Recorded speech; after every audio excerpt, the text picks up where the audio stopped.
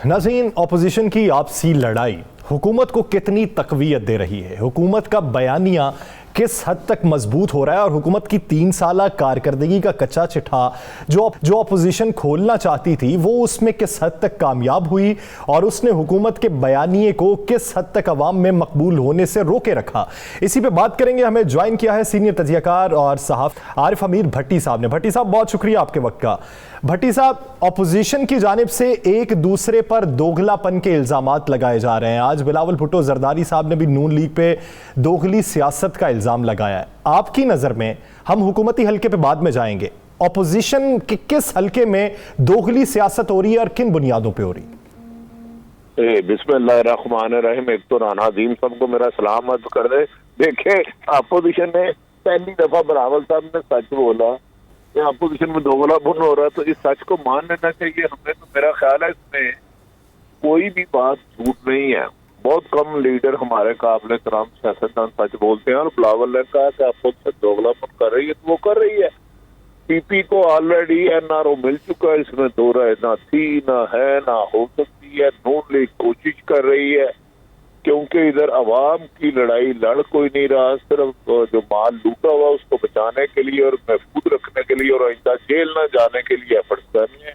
अगर ये अवाम की लड़ाई लड़ रहे होते कि अवाम को तलीम देनी है, सेहत देनी है, इंसाफ देना है, साफ पानी देना है, जो 38 बुनियादी कॉन्स्टिट्यूशन में है इंसान अवाम के राइट वो देने हैं, तो शायद कामयाब हो जाते। तो मेरा ख्याल है अपोजिशन ये बात ठीक एक दूसरे पर इल्जाम लगा रही है कि दोनों दोगलापन कर रहे हैं। बड़ी साहब, मौलाना फजलुर रहमान भी कहते हैं कि जो बिलावल को ऑफर्स हुई थी वो ऑफर्स हमें भी हुई थी। तो इसका मतलब है कि मुत्तहिदा अपोजिशन का हर शख्स जो है वो रिलीफ लेने के लिए या कोई ना कोई एनआरओ लेने के लिए किसी न किसी जगह राब्ते कर रहा है। मैं राना साहब आपको 2000% यकीन से कहता हूँ, राना सुना मौलाना फजलुर रहमान ने बारहा का अल्लाह का वास्ता है, मैनू दबाओ, मैनू दबाओ, मैनू दबाओ, मुझे हुक्म करो। जब ये आपको याद होगा कि 1 साल पहले या कुछ अर्सा पहले इस्लामाबाद अपना लेके गए थे, वो लॉन्ग मार्च और धरना किया था जिसकी इन्वेस्टमेंट मुल्की और गैर मुल्की थी, वो इन्होंने राना अजीम साहब के कहने पे, आरिफ अमीर भट्टी अवाम के कहने पे नहीं किया था, ताकतवर हलकों पे किया था। उन्होंने कहा था कि हम आपको नैब की गिरफ्त से बचाएंगे, आपका लूटा हुआ माल नहीं रहेंगे। आपको याद होगा मौलाना को नैब ने बुलाया था तो मौलाना ने कहा था नैब को जूते की नोक पे लिखो, जूते की नोक पे नहीं, ताकतवर हलकों के पांव पकड़ के उन्होंने अपने लिए एनआरओ ले लिया हुआ है। वरना मौलाना के केस क्यों नहीं खुल रहे मुझे बताएं आप। तो ये सारे माल बचाओ, औलाद बचाओ, लूटा हुआ माल बचाओ, और बस तंग है कि पहली दफा किताब पे चलो शफाफ तो नहीं है लेकिन शुरू भी क्यों हुआ। भट्टी साहब, जावेद लतीफ साहब का आज कहना है कि ये तासुर दिया जा रहा है कि पीपल्स पार्टी को लाया जा रहा है। ये तासुर किस तरफ से? अच्छा देखे, जावेद लतीफ साहब को राना अजीम साहब बहुत अच्छी तरह जानते हैं, वो कैसे आए क्या जीते। ये तो पहले भी कमेंट नहीं कर रहे, मैंने सवाल किया, इन्होंने कहा बहुत करीबी ताल्लुकात है। इन्होंने उस तरीके से खुल के कमेंट नहीं किया। इन्होंने वही बात की है ना, जावेद लतीफ साहब को जो पुराने जानते हैं और बहुत ज्यादा जानते हैं, लेकिन वाक है वो MNA बन गए हैं।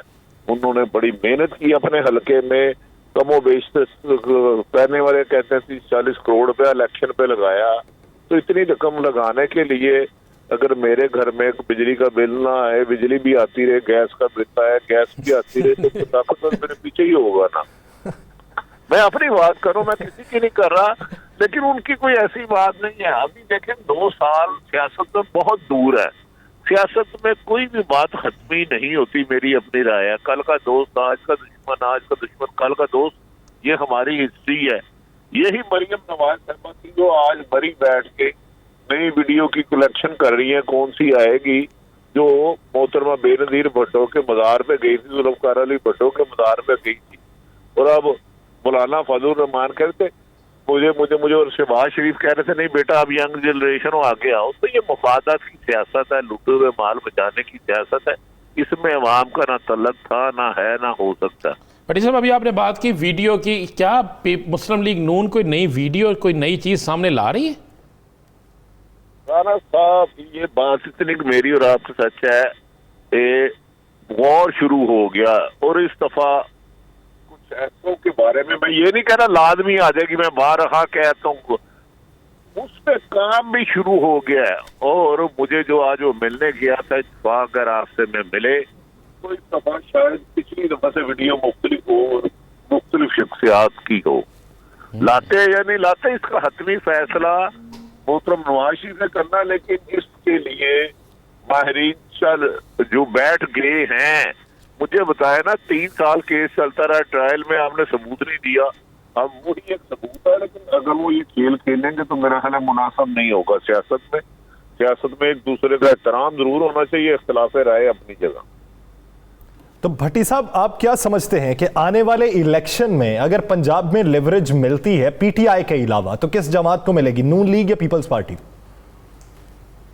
پیپلز پارٹی تو میرے خیال میں آج تک اس وقت تک ریس میں ہی نہیں ہے، اگر طاقتور حلقے نے جس طرح جنوبی پنجاب پچھلی دفعہ عمران خان کی جھولی میں ڈالا گیا تو کر دے، ورنہ 2008 سے لے کے رانا صاحب سے ملنے آصف علی زرداری اور بلاول صاحب 100 سے زیادہ دفعہ آئے ہیں، ایک کو ایم این اے نہیں ٹوٹا، ایک ایم پی اے نہیں ٹوٹا، ایک کونسلر نہیں ٹوٹا، ایک یونین ناظم نہیں ٹوٹا، یہاں اگر کوئی ٹوٹے ہیں P T I known league کے تو مجھے ان کے نام بتا دیں۔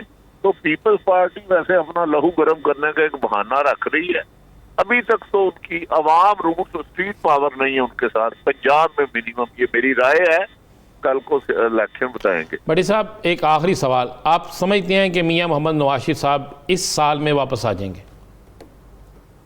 ملک رانا صاحب وہ اتنے بچے نہیں ہیں، وہ بھاگے اس لیے تھے کہ واپس آنا ہے۔